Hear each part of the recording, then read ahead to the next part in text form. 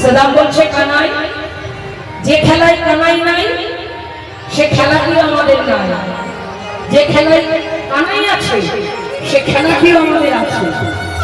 তা তুই যখন থাকবি না আমরা খেলবো তাকে নিয়ে, কানাই আমাদের আনন্দদাতা। তাই সন্ধ্যায় আমরা তোকে ছাড়া খেলতে পারবো না। তাহলে তোরা যা পারিস কর, আমি একটু বনপথে ঘুরে আসি। এদিকে জ্যেষ্ঠ ভাতা বলাই দাদা বুঝতে পারলেন কানাই কোথায় যাবে, কিন্তু জ্যেষ্ঠ ভাতা তো ছোট ভাই লীলায় কোনো অধিকার নেই। তাই বনপথে গিয়ে এক বৃক্ষ তরুণীর নিচে ঘুমিয়ে পড়লেন। আর গোবিন্দ আমার কি করলেন জানেন? আপনার ধেনু বৎস সঙ্গী দিয়া, আপনার ধেনু বৎস সঙ্গী দিয়া, ধেনু বৎস সঙ্গী দিয়া, আপনার ধেনু বৎস সঙ্গী দিয়া, রাধা বলে বাজারে বাঁশি বিভঙ্গ করে, রাধা বলে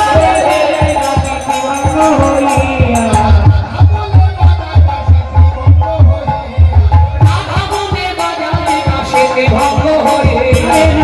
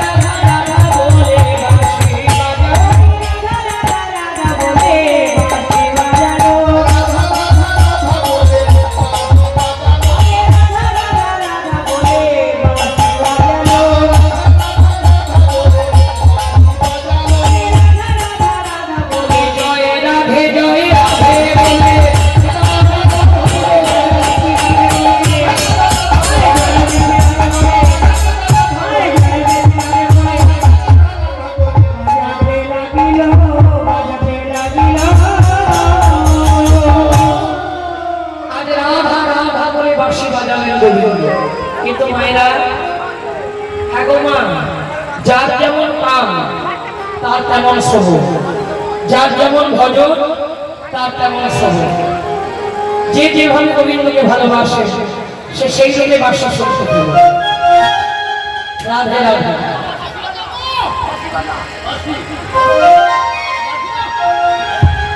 রাধা রাধা বলে বাসি বাজলো কি বলে? রাধা বলে কোন তানে? একই তানে, একই তানে বাঁশি বাজলো রাধা রাধা বলে। কিন্তু যার যেমন কান সে তেমন শোনে। মা যশোদা শোনে বাঁশি ননি দেবা ননি,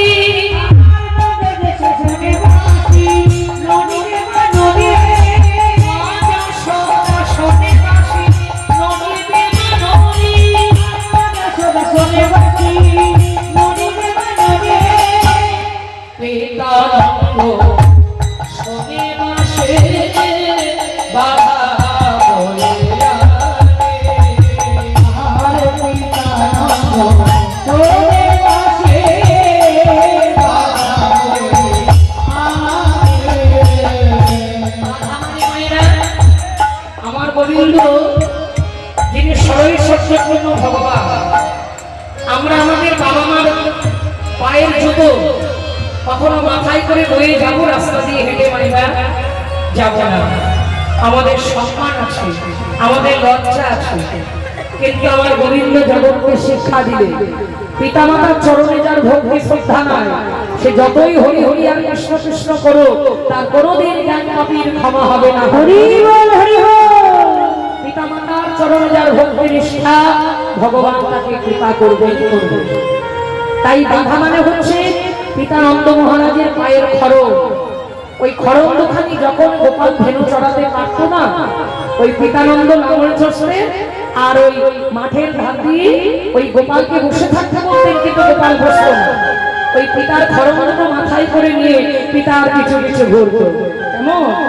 তাই পিতানন্দ শোনে বাঁশি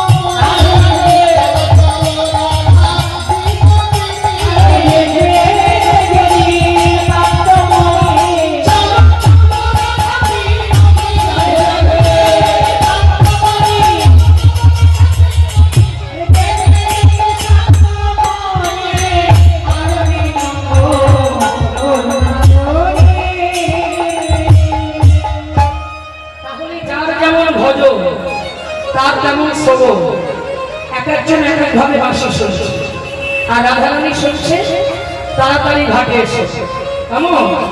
এইবার রাধারানী আমার জটিলা ভবনে ছিলেন। ললিতাকে ডেকে বলে, ওই দেখ স্বামীর মুরলি বাজে। ললিতা বলছে, এই রাধে, এ তোর বধুর মুরলি নইনি, এ অন্য কারণ মুরলি হয়। আহা, এই বৃন্দাবনে কি তোর বধূ একাই বাঁশি বাজাতে জানে, আর কেউ জানে না? না না না না, এ আমার বধুর মুরলি। কেন জানিস? শিশুকাল থেকে তার সঙ্গে আমার ভালোবাসা, তাই তার মুরলি শুনতে আমি বুঝতে পারি এটা তার মুরলি।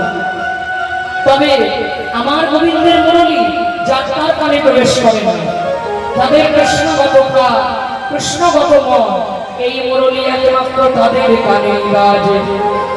শনি ধ্বনি শোভধ্বনি অধীর হইয়া, শনি ধ্বনি শোভধ্বনি অধীর হইয়া, শনি ধ্বনি শোভধ্বনি অধীর হইয়া, বধূরে ভেঙে গাইল আপনার দিয়া, ভেঙে গাইল আপনার দিয়া, বধূরে ভেঙে গাইল আপনার দিয়া। আহা আই এসে ঘরে কহে এই কথা বলে, আই এসে ঘরে কহে এই কথা বলে, আই এসে ঘরে কহে এই কথা বলে, আই এসে ঘরে কহে এই কথা বলে। চলো চলো যাই মোরা যমুনার ঘাটে, চলো যাই মোরা যমুনার ঘাটে, আরে চলো চলো যাই মোরা যমুনার ঘাটে। বিলম্ব করুন, বিলম্ব করুন, আর বিলম্ব করুন, বিলম্ব করুন, দেখবে যদি কৃষ্ণ বদন, আর বিলম্ব করুন, দেখবে যদি কৃষ্ণ বদন, আর বিলম্ব করুন, দেখবে যদি কৃষ্ণ বদন। ও গো রাধে বিনোদিনী, জয় কৃষ্ণ, ও রাধে বিনোদিনী, ও রাধে বিনোদিনী, ও রাধে বিনোদিনী, আরে আর বিলম্ব করো না, আর বিলম্ব করো না। ও গো রাধে বিনোদিনী, তোমার গোবিন্দ বদন যদি তুমি দর্শন করতে চাও, তবে আর বিলম্ব করো না, এখনই চলো গোবিন্দ দর্শন। তাই তখন মায়েরা, আমার রাধারানী, ললিতা, বিশাখা, চিত্রা, চন্দ্রকলতা, তঙ্গবিদ্যা, ইন্দুরেখা, শশী, রঙ্গদেবী সকল সখীদের ডেকে বলছেন, সখীরে ওই স্বামীর মুরলি বাজে, আমার তো কৃষ্ণ বাদিনীর ঘর, কেমন করে যাবো গোবিন্দ দর্শনে? বলছে, কেন রে? তুই বাদিনীকে, জয় রাধে, তুই যোগমায়াকে স্মরণ কর। কারণ বাবা, যোগমায়া হচ্ছেন যোগাযোগের মালিক।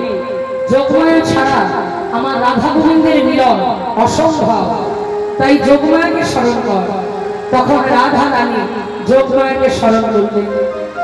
মা গো যোগমায়া, যোগমায়া, হে যোগেশ্বরী, হে যোগেশ্বরী, বিলাসাবিনী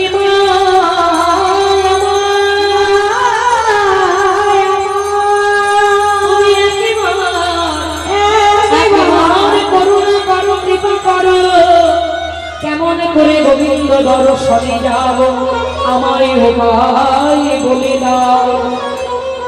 যোগমায়া আর রাধারানী ডাক শুনে বাবা দ্রুতগতি আসনের বড়াই বলি, ও নাতি নাতি, আরে শোন শোন, আজ মধুরার হাটে শুনে আসান রোল, ঘিয়ের দরে বিকমে ঘোর। হরি বল হরি বল।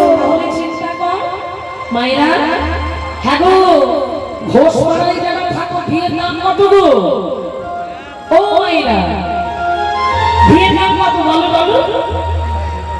ঘি যদি 1000 টাকা হয়, এই দেখো ঘোলের দাম কত বাবা? দেখো ঘোলের দাম তো বেশি নয়, তাহলে ভাবো যে ঘোল 10 টাকা 20 টাকায় পাওয়া যায়, সেই ঘোল আজ হবে ঘিয়ের দামে বিক্রয়।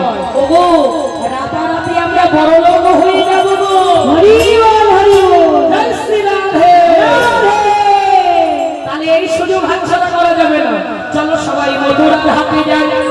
তখন রাধারানী বলে, বড়িমা গো আমি যাব কি দূরে, কথা শোনো দূরে মামাই, কহিতে ডরাই যে মার বলে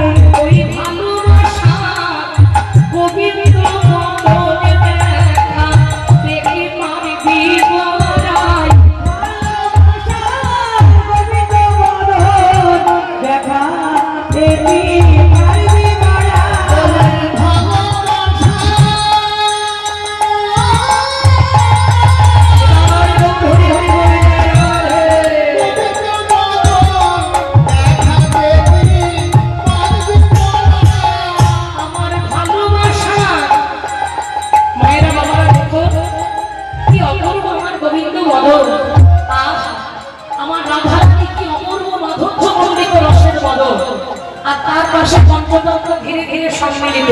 তাই গৌর হরি বল হরি বল হরি বল। তোমার ভালোবাসা গোবিন্দ বদল দেখা দেখি পারবি মারা, ভালোবাসা গোবিন্দ বদল দেখা দেখি পারবি মারা, ভালোবাসা গোবিন্দ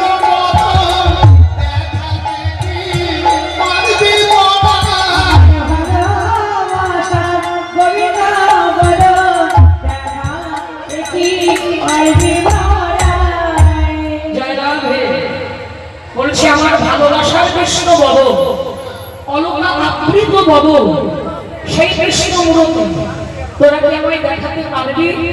ও বলিমা বল বল বল, আমার সেই ভালোবাসার বদল, যে বদল দেখার লাগে আমি পাগলি, সেই বদল আমায় দেখাতে পারবি? তখন বলিমা বলছে বাবা ও নাতি, সেই কারণেই তো আমার আশা।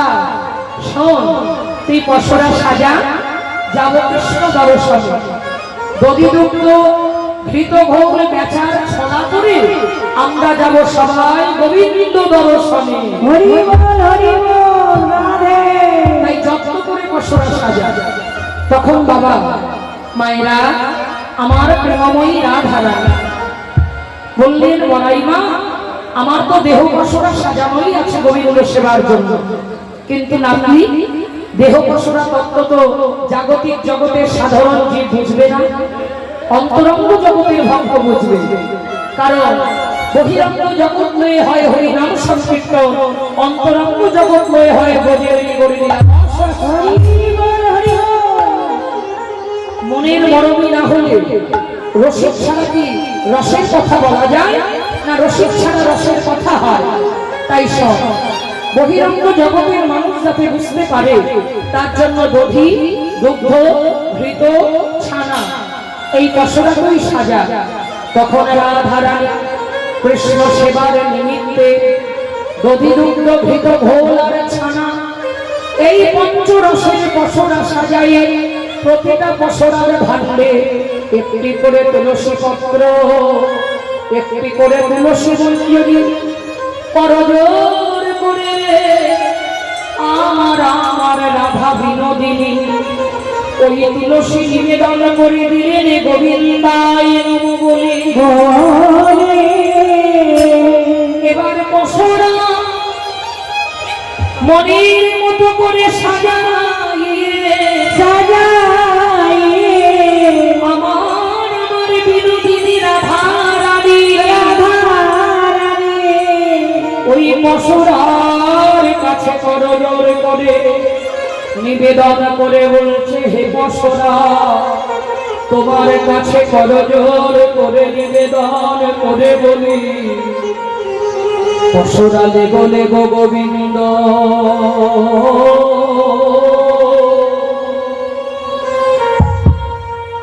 সেবা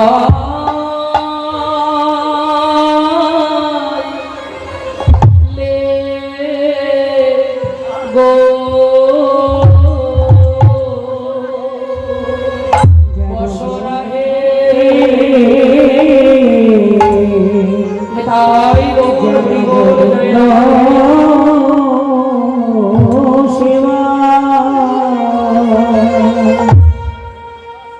गोविंद से लगाते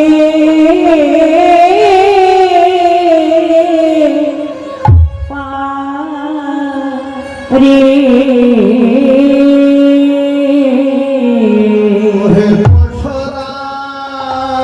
राधे राधे राधे राधे তুমি লেগো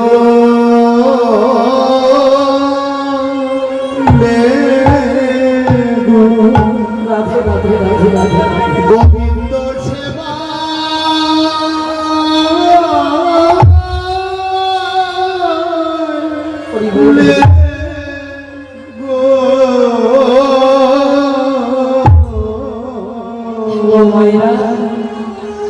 হ্যাঁ গো বাবা, আমরাও তো গোবিন্দের সেবার নৈবেদ্য সাজাই, আমরাও তো গোবিন্দের সেবার জন্য কত রকম ব্যঞ্জন সাজাই, কিন্তু সেটা তো বহিরঙ্গের সাজানো, সেটা তো বহিরঙ্গের ব্যঞ্জন। আমরা কি কখনো ওই বহিরঙ্গ পশরার সঙ্গে আমার জগৎপতি গোবিন্দ সেবার জন্য আমাদের এই দেহ পশরাটাকে গোবিন্দ সেবার জন্য সাজাতে পেরেছি? এই দেহ পশরা দেহ নয়, ভাবতে হবে এই দেহটা আমার গোবিন্দের বিলাস ভূমি, বহিরঙ্গের কুঞ্জ নয়, বহিরঙ্গের দেহ নয়, বহিরঙ্গের পশরা সাজানো নয়। আমরা যদি ওই বহিরঙ্গের পশরা সাজানোর সঙ্গে সঙ্গে গোবিন্দ সেবার জন্য এই দেহ পশরাটা সাজিয়ে গোবিন্দ চরণে নিবেদন করে দিতে পারি, এই দেহটা গোবিন্দ চরণে দান করে দিতে পারি। ও বাবা, মাগো, সে আশা কখনো বৃথা যাবে না, বলা যায় না। প্রতিদিন সাজাতে সাজাতে কোন দিন দেখবে কোন ভাগ্যের হৃদয় হয়ে তোমার এই হৃদয় কুঞ্জে আমার গোবিন্দ এসে বিলাস করে। হরি বল হরি বল। হৃদয় মোর হরি বল।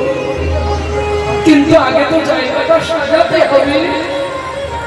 ওমা, পাত্র যদি ভরা থাকে, পাত্র যদি খালি না থাকে, ভগবানকে বসাবো কোথায়? এই রত্ন দেহ সিংহাসন ভগবান এসে বসবে কি করবে? সবাইকে বসিয়ে রেখেছে মায়ার জগতে, সবার জায়গায় জায়গা, কিন্তু যার অধিকার, যার জায়গা, তার বিশ্রাম করার জায়গা। হরি বল হরি বল। ভবিতে ভবিতে কোন ভগবান কি, ভগবান কি গুরু কৃষ্ণ প্রসাদ পায়, ভক্তিলাতার বীর, ভক্তিলাতার বীর। সাধু সঙ্গ সাধু সঙ্গ সর্বশাস্ত্রে পায়, সর্বশাস্ত্রে পায়। নামে মাত্র সাধু সঙ্গ, সাধু সঙ্গ প্রেম পূজা, প্রেম পূজা।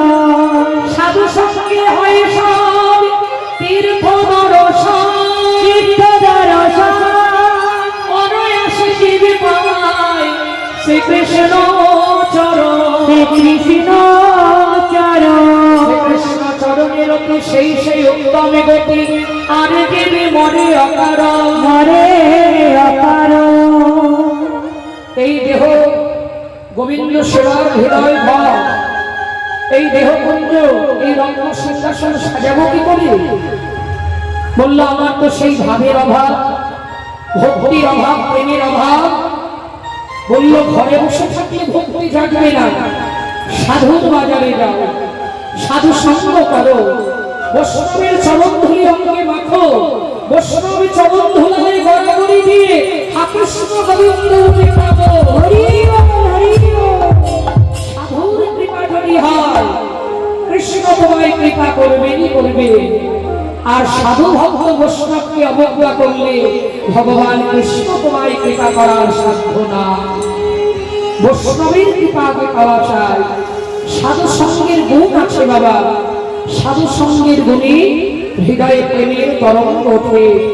আর যে প্রেমে একদিন আপনা আপনি তোমার নয়ন দিয়ে কৃষ্ণ বলে নয়নে অশ্রু বিগলিত হবে, আর অশ্রু বিগলিত হলে তবেই গোবিন্দ তোমার ডাক। হরি বল হরি বল। প্রেম ছাড়া তাকে পাওয়া যায় না, প্রেম ছাড়া তাকে লাভ করা যায় না। তাই শুধু বাইরের পশরা নয়, এই দেহ পশরা সাজাতে হবে। তাই তো রাধারানী ওই বহিরঙ্গের পশরার সঙ্গে এই দেহ পশরা সাজাইয়ে বলছে, হে পশরা, তোমার কাছে করজোর করে নিবেদন করে বলি, আমার এই দেহ পশরা সাজানো যেন যেন বিফল না। আমার সাজানো যেন বিফল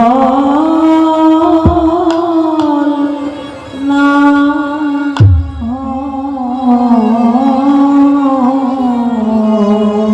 পশরা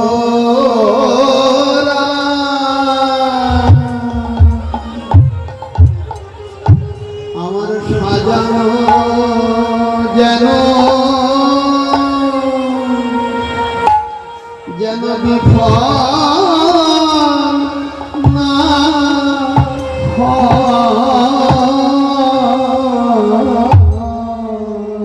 অনেকেই তো চায় হে গোবিন্দ, আমার এই দেহ পশরাটা যেন তোমার সেবায় লাগে।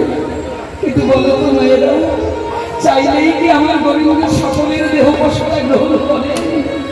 সব দেহ পশরা কি গোবিন্দ সেবার যোগ্য হয়? সব পশরা কি গোবিন্দ গ্রহণ করে নাকি সেবা হরি বল হরি বল। যারা গোবিন্দকে প্রতিরূপে গ্রহণ করছে, যারা আমার গোবিন্দকে প্রতি আসনে বসিয়ে ভ্রমণ করে। হে গোবিন্দ, আমি তোমার শ্রী চরণের দাসী, আর তুমি আমার প্রিয়, তুমি আমার দেহপতি, তুমি কি জগতের সকলের প্রতি অনাবিরামী। আমি একমাত্র তোমার সেবার জন্য আমার এই দেহ পশুরাটা সাজিয়েছি গোবিন্দ। আমার সাজানো যেন বিফল না হয়।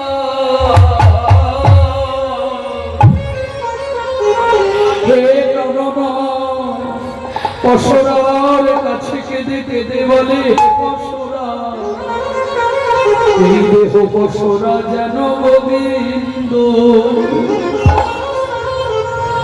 সেবা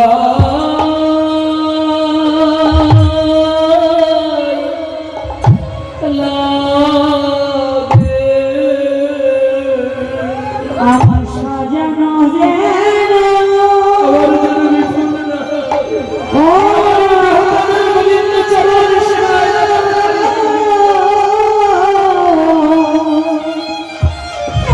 আমার সাজানো যেন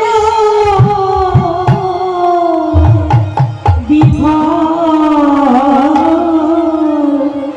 না হয়।